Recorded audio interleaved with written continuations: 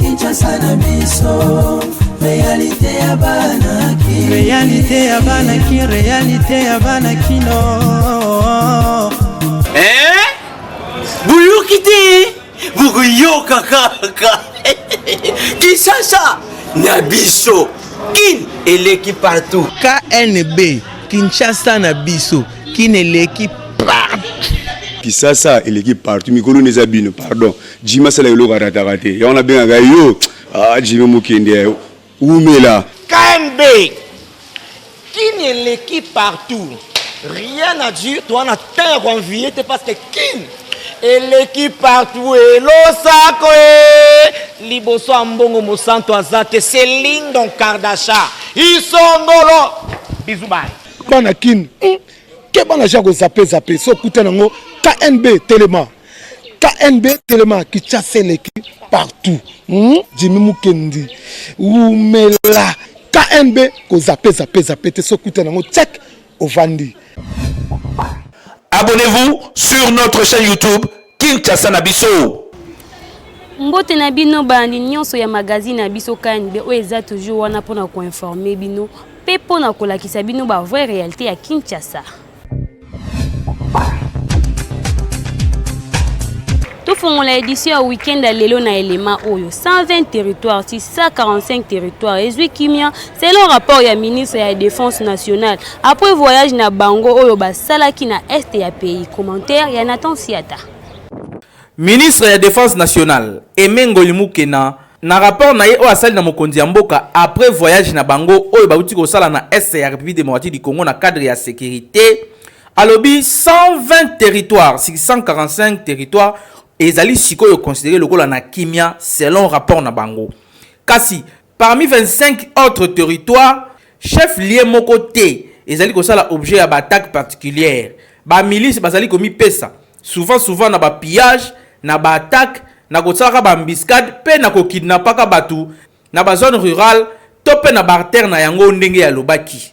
Abakisi pe lisusu ke ba soda ya forces armées ya République démocratique du Congo ba affaiblir ba milice nyonso o ba banaye ko semer désordre mupandi ya est ya mboka pe yango esali ke mingi kati na bango bakomi ko déposer ba armes pe koya kozonga na nzela bakomi ko signer ba accord ya pe oyo mokonzi ya mboka achelaki bango pe ba misusu ba changer ba stratégie ya coopérer po oyo ba banaye ko sala liboso ba soda ya FRDC ba maîtriser ba position na bango nyonso pe ba technique nyonso oyo banai ko salela na yango Emengo Limukena azali ko rassurer que situation sécuritaire est comme moi kimia à l'exception il y a quelques entités il y a partie est ya République démocratique du Congo oyo babuzoba ezali ko continuer ko salema ya ba groupe armé pe ya ba force négative.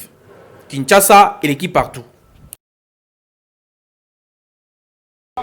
53e réunion au Conseil des ministres et Salema Kimokolo ya lobby vendredi.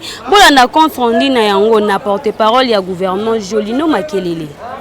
Compte rendu de la 53e réunion du Conseil des ministres.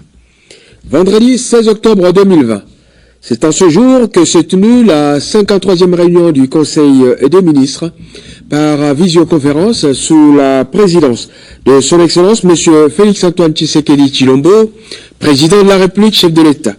L'ordre du jour est relatif comportait les points suivants. 1. Communication de son Excellence M. le Président de la République, chef de l'État. 2. Points d'information.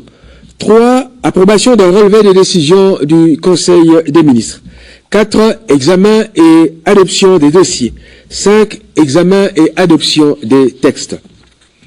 De la communication de son Excellence Monsieur le Président de la République. 1. Prestation de serment de nouveaux juges de la Cour constitutionnelle. Le Président de la République a annoncé au Conseil des ministres que les nouveaux juges qui ont été récemment nommés à la Cour constitutionnelle prêteront dans les jours qui viennent leur serment conformément à l'article 10 de la loi numéro 13/026 du 15 octobre 2013 portant organisation et fonctionnement de la Cour constitutionnelle. À cet effet, le Conseil des ministres a chargé le Premier ministre de prendre, ainsi que le ministre en charge des relations avec le Parlement, toutes les dispositions pour que le protocole d'État organise correctement la cérémonie de cette prestation de serment qui doit intervenir dans les jours prochains. 2. Ratification de l'accord sur la ZLECAf. Le chef de l'État a relevé à l'attention du Conseil des ministres que depuis la signature de l'accord portant création de la ZLECAf, à savoir Zone de libre-échange continentale africaine, dont l'importance pour le développement et l'intégration régionale n'est plus à démontrer, notre pays n'a toujours pas ratifié le dit accord. Ainsi, étant donné que le projet de loi de ratification a déjà été transmis au Parlement par le gouvernement, le ministre en charge des relations avec le Parlement a été responsabilisé pour le suivi de ce dossier afin qu'il soit examiné et adopté au cours de la présente session parlementaire. 3. Préparatifs de 9e jour de la francophonie attribué à la République démocratique du Congo. Dans la perspective de l'organisation des 9e Jeux de la francophonie en 2022 par la République démocratique du Congo, il est ressorti à l'issue de la réunion que le président de la République a présidée le jeudi 15 octobre 2020 et à laquelle ont pris part le Premier ministre et les ministres sectoriels impliqués, la nécessité d'accélérer les préparatifs d'organisation des 10 Jeux, et ce, pour permettre à notre pays d'être en règle par rapport aux engagements pris pour abriter ces Jeux. À cet effet, le ministre des Finances a été chargé d'ordonnancer les dépenses relatives pour permettre au Comité national de ces Jeux d'entrer en possession de ces moyens d'action. Enfin, pour permettre à l'ensemble du gouvernement et au président de la République de suivre l'évolution des préparatifs de ces Jeux, il a été décidé que le ministre d'État en charge de la coopération internationale et président du Comité national des Jeux présente à dater de ce jour, à titre d'information et à chaque réunion du Conseil des ministres, un rapport sur l'état d'avancement de ces préparatifs. 4.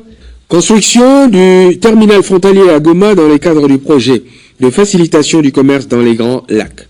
Lors de son récent séjour de travail à Goma, dans le Nord Kivu, le président de la République a enregistré de diverses couches de la population la demande insistante de moderniser les terminaux frontaliers douaniers à la petite barrière entre la République démocratique du Congo et la République du Rwanda.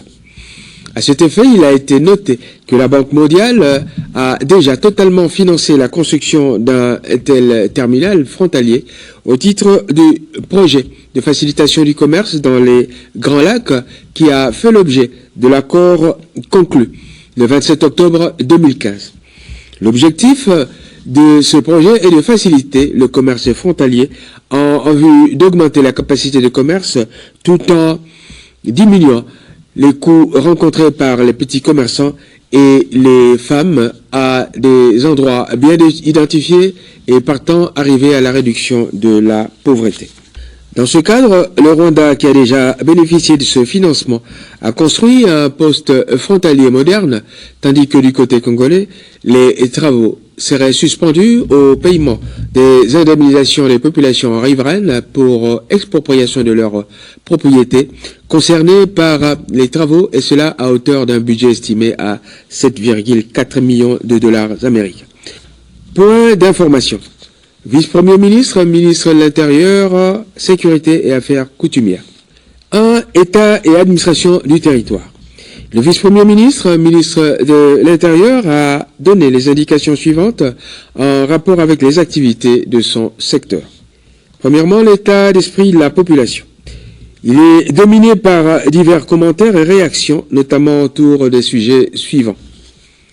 1. Point de presse du chef de l'État à Goma le 8 octobre 2020 à l'occasion de sa visite de travail. 2. L'effectivité de la rentrée scolaire édition 2020-2021. Situation sécuritaire. Les actions visant le rétablissement de la paix dans la partie nord-est de la République, aussi bien au plan civil que militaire, se poursuivent. C'est ainsi que dans l'Ituri, le gouverneur de province a lancé le projet dénommé Ensemble pour la sécurité et la paix à Djougou, financé par le STAREC et a exécuté par des ONG pour une durée de 2 ans. Vice-premier ministre, ministre du budget. Il s'agit du projet de loi de finances de l'exercice 2021. Le vice-premier ministre, ministre du budget, a proposé le projet de loi de finances contenant un budget présenté en équilibre, en recettes et en dépenses à hauteur de 14 247,5 milliards de francs congolais, soit près de 6,8 milliards de dollars américains.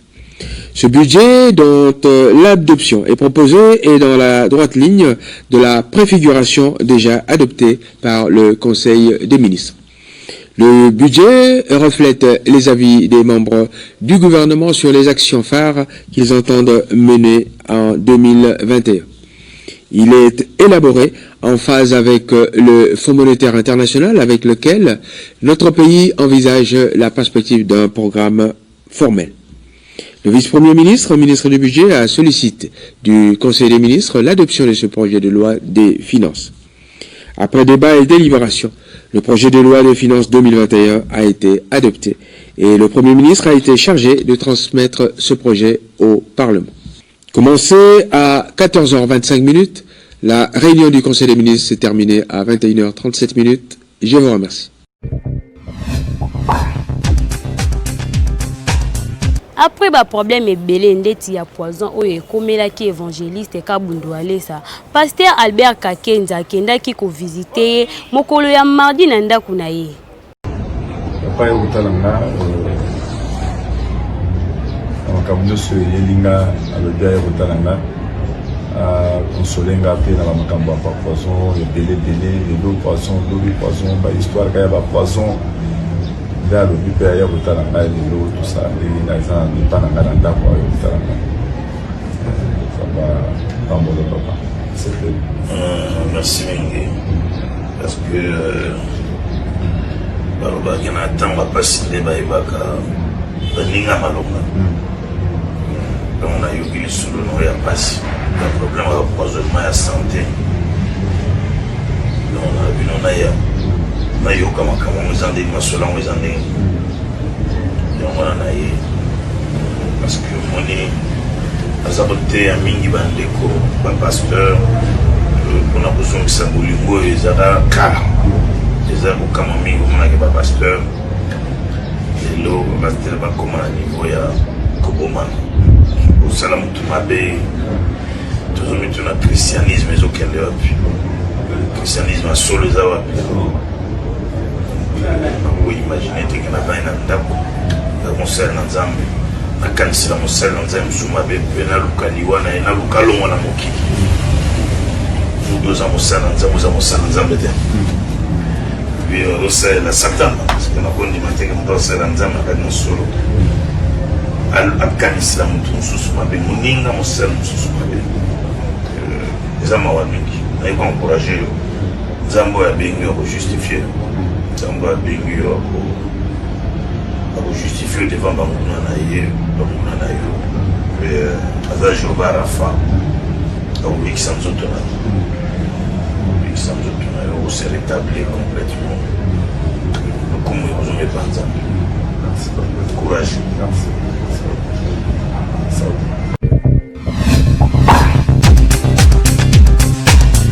Beltesco na susi ya kosepesa mboka pe mingi bana classe sayeli bino bastilo simba na bakaye yao. Yo papa to mama ozalina nukolala yebelaka déjà Beltesco atie na disposition na bino bakaye yao pe bastilo simba po na classe ya bana.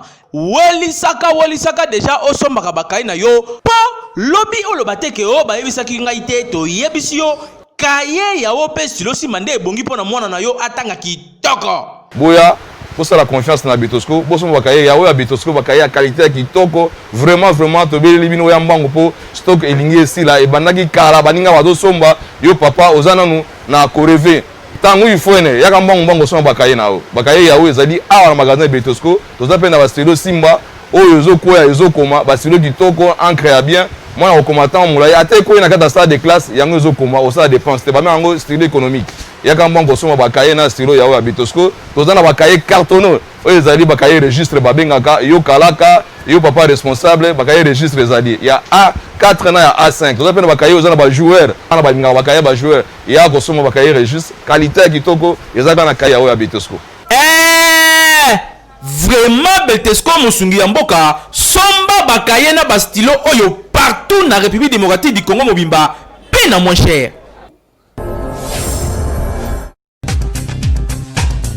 Coaching na lingala eza programme ya sika o eza kosunga bino pona koyeba masolo na bino ya business pe pona développement personnel na bino pona kolanda yango bo s'abonner gratuitement na chaîne YouTube Jimmy Mukendi le coach. Basalaka business pour na esengo mutute basalaka business surtout ba mama pour na esengo matavion te o na kendaka Chine te business eza na kendaka Chine te business eza na somba biloko moins cher na oteka likolo na o gagner bénéfice oyo zo gagner wana de business mais so depuis bana okende Chine o gagnera te donc c'est okenda no tourisme c'est pas ça le business lokola mutu nyo senga ko ça profit ba astuce ba élément auto ramasser par-ci par-là to lobby to partager na bino pour na koyeba ko sala profit solo na ba business boza ko sala esengeli na vie na o créer ba revenu passif ba revenu passif ezali ba mbongo ekotaka ata yo zati ata yo bouger te même mbongo ezo okota entre autres na immobilier sur za banda ko na yo tu as des locataires tu n'as pas le choix yo fani na yo locataire aza obligé na fin du mois avec sa mbongo na compte. Donc ce sont des revenus passifs. Ce qu'on crée par revenu passif, on a soutenir le business aux autres salaires.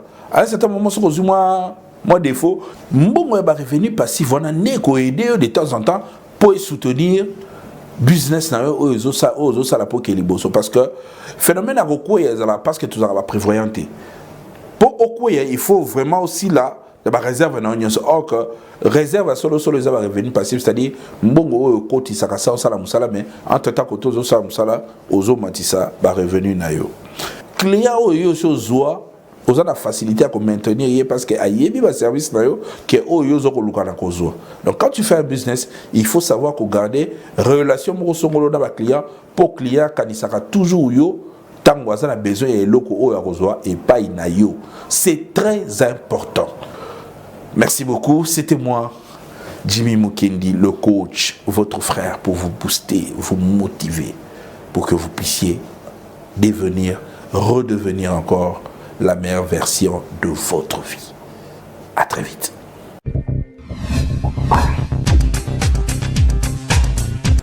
Tokitaki na terrain pour na koyeba comportement ya ba fille oyo bayebi ko kangali puta te. Reportage ya Peggy Lunga. Ba jeune fille mingi lelo soki otali valise na ye ya bilamba bien okomona atondisa na ye kaka ba pantalon ba colon pe ba jupe kasi liputa oyo esengeli mpona mwasi kolata ye kutu akipaka na ye yango te soki pe otali bien ayebi ata ndenge bakangaka liputa te na yango totunaki na bandeko basi ba conséquence nini ekomaka epa ba jeune fille oyo bakipaka na bango te kolata liputa. Bon, on a biso en tout cas ezalaki bongote. Ezalaki mingi pour apara na biso ba edikaka biso. Ba edikaka biso liboso fo liputa pour mama ola tiso ningo kanga liputa. Fo yeba pousse koza mwana mwasi.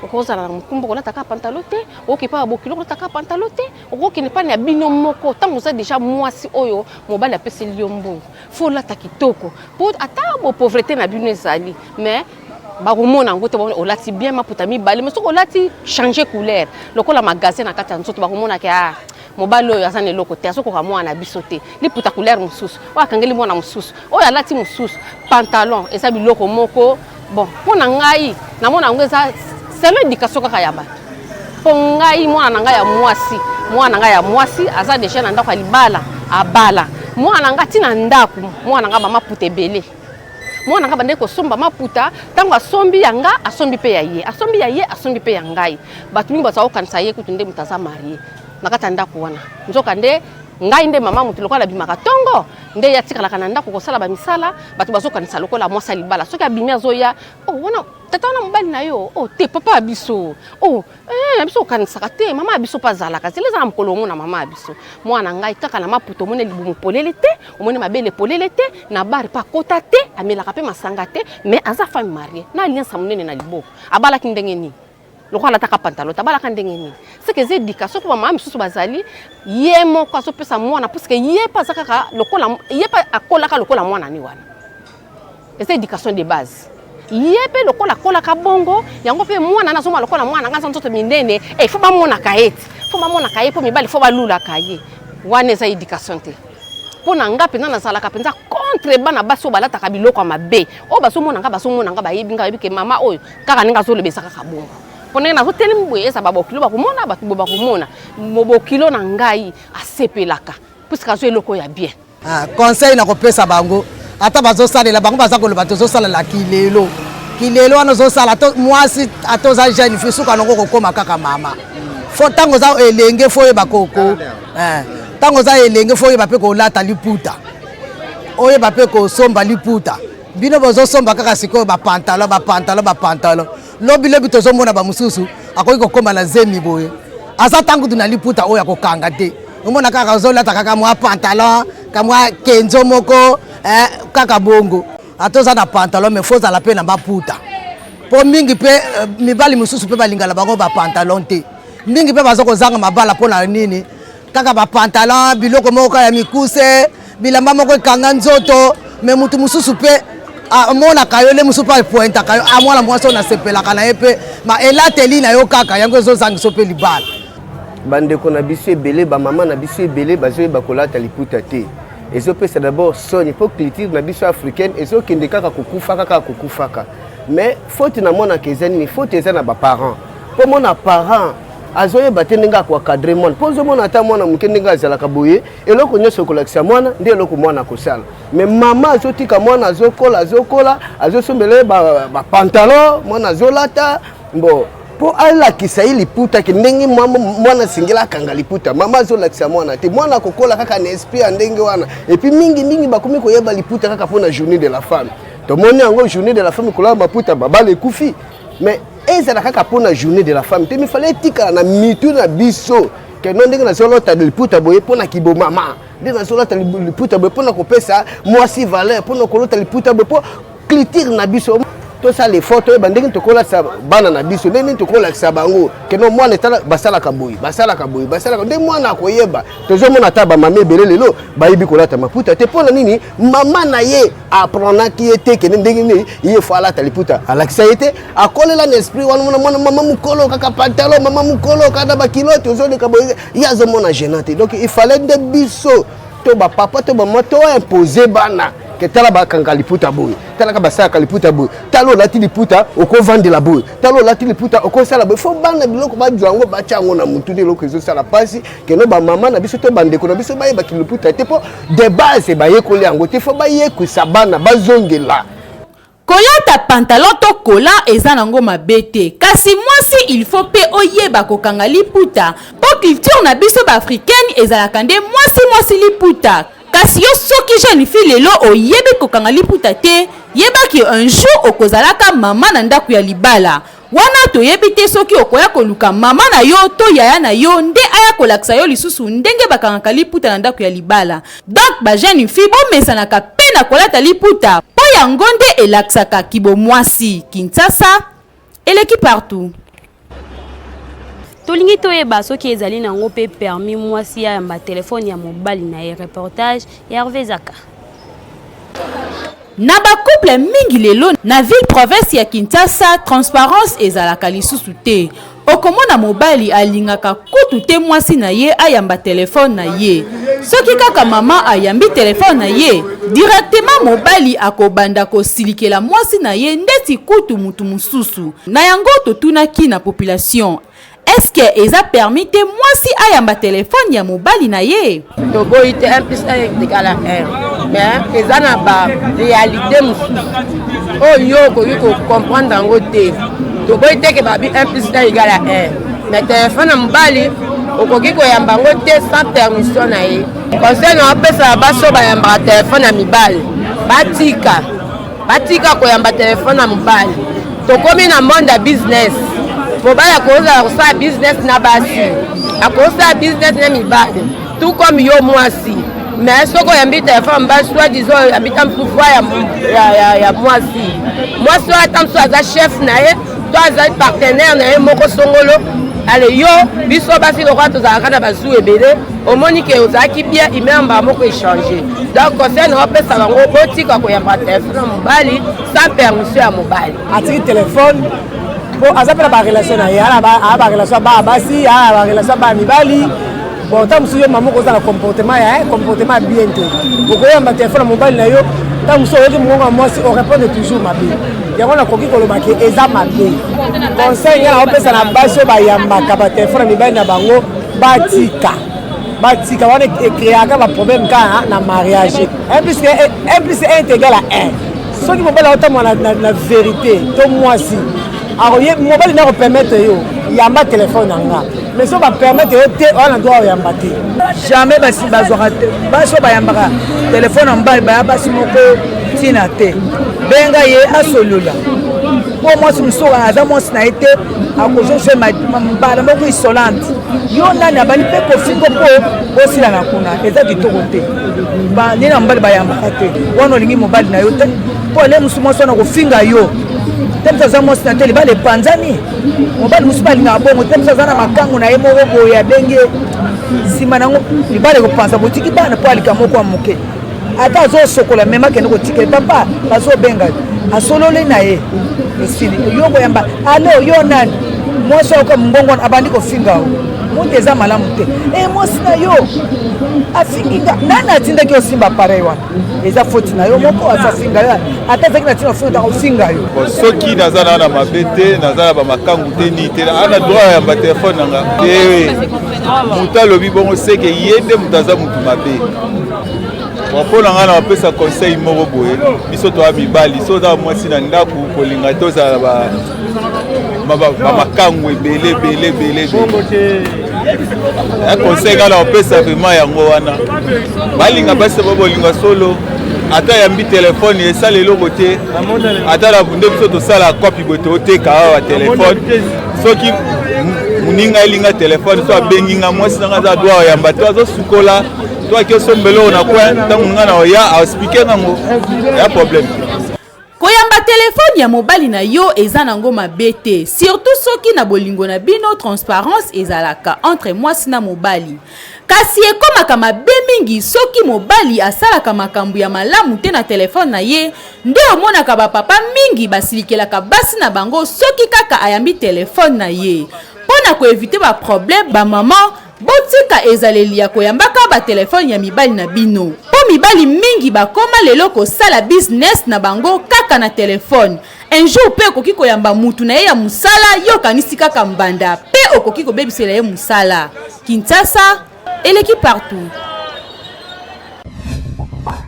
Abonnez-vous sur notre chaîne YouTube Kinshasa na biso. Bozalaki ebele liboso ba télévision na bino pona kolanda magazine na biso KNB soki bosepelaki na édition ya week-end na mokolo na lelo tika topesa merci na équipe rédactionnelle na biso mobimba ya KNB Peggy Lunga azaki na sima ya caméra Nathan Siata na réalisation pe na coordination ya Jimmy Mukendi kaka ndenge to mesana koloba na bino botikala toujours scotché branché na chaîne YouTube Kinshasa na biso Kinshasa et l'équipe partout.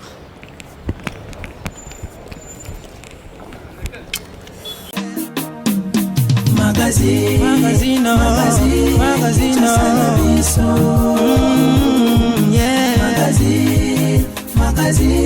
Kinshasa na biso. Réalité ya banaki, réalité ya banaki, réalité ya banaki no.